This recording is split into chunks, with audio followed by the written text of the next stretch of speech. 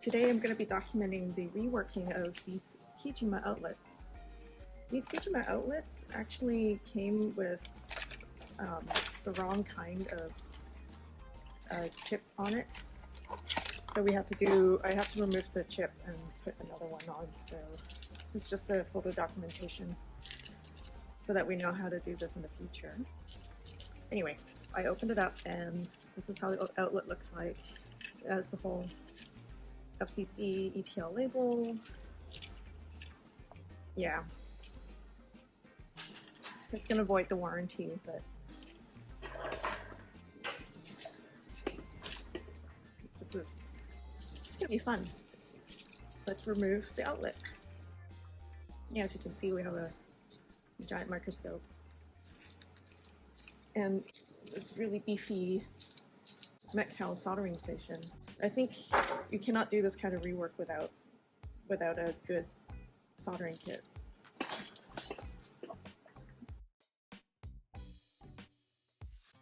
This is how the outlet looks like on the inside.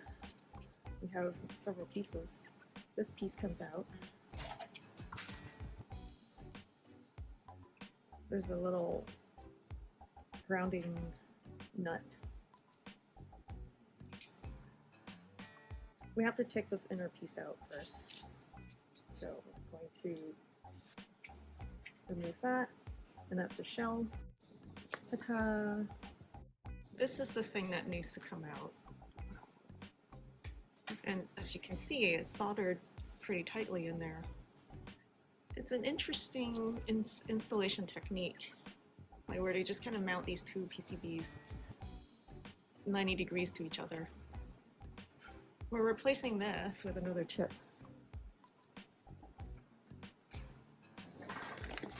We're replacing it with the ESP version of it. The one that's in here is actually a different chip and it's not clear what it is. It reads WB2S. You can buy these outlets on Alibaba for under $10, like an entire outlet. So I bought these off of Alibaba for like, I forgot, like $6 to $7 a piece. Now that you have a background of what's going on, let the rework start.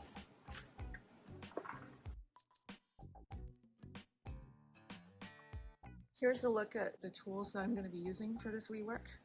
First we have a Metcal MX2500, and this thing provides a lot of power and it heats up these tips very quickly. And the first piece I'm going to use is something that I found on Amazon.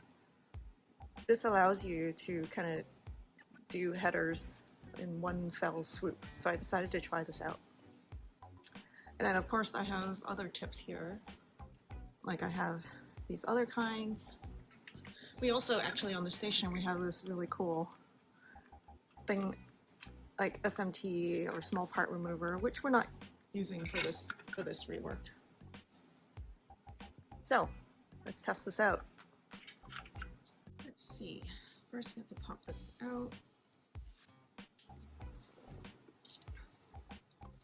And I have to get access to these pins here. Okay, I think I've positioned it right so that you should be able to see when I put this down. What you need is wicking material. I got these guys, which will allow me to wick up all of the excess solder. We need to have a little bit of flux, so I got this flex material, which you just kind of dab a bit on, and it just makes the solder come out nice and easy.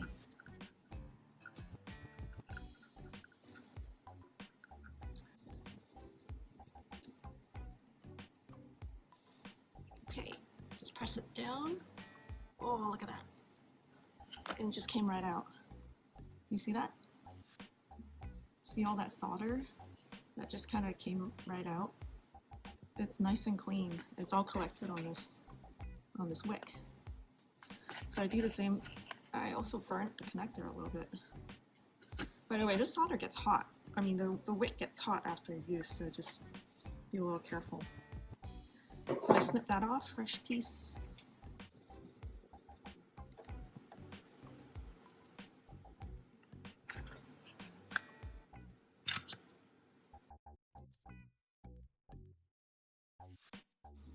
slap on some flux.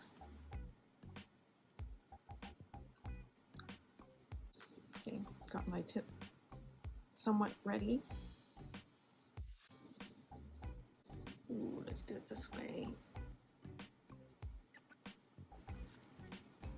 Oh, look at that.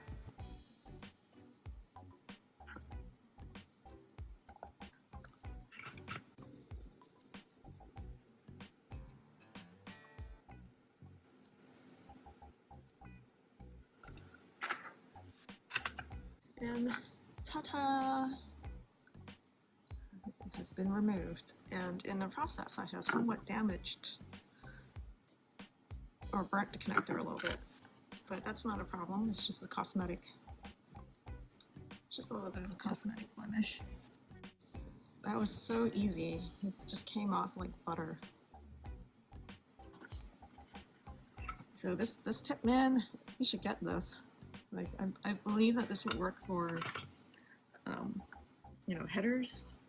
You can go all the way up to 8 pin, 10 pin maybe. Oh, you can do 10 pin.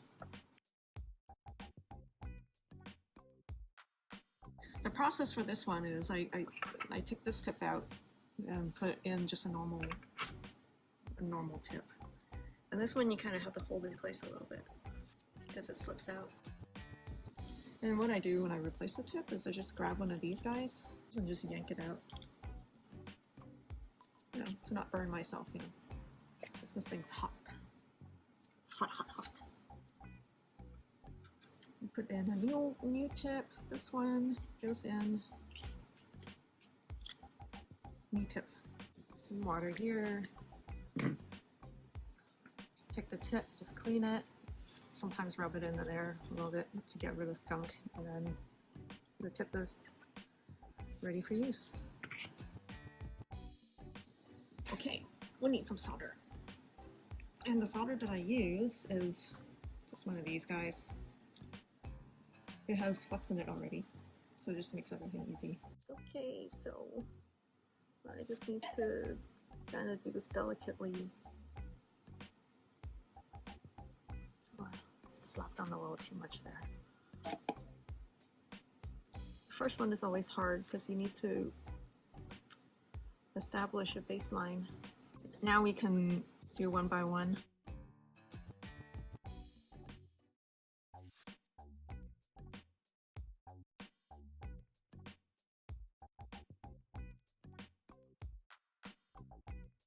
So that's one side.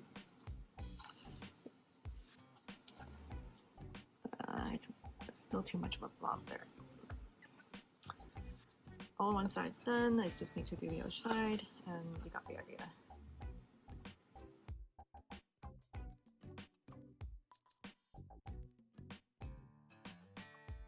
Okay, the rework has completed. Now I just need to load firmware into there.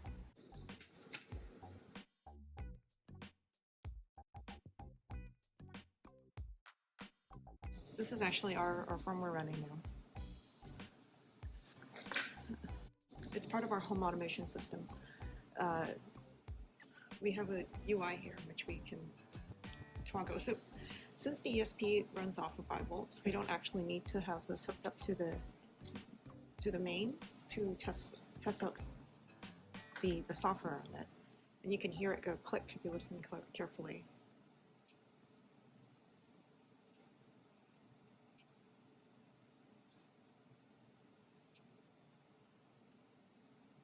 You can hear that clicking sound.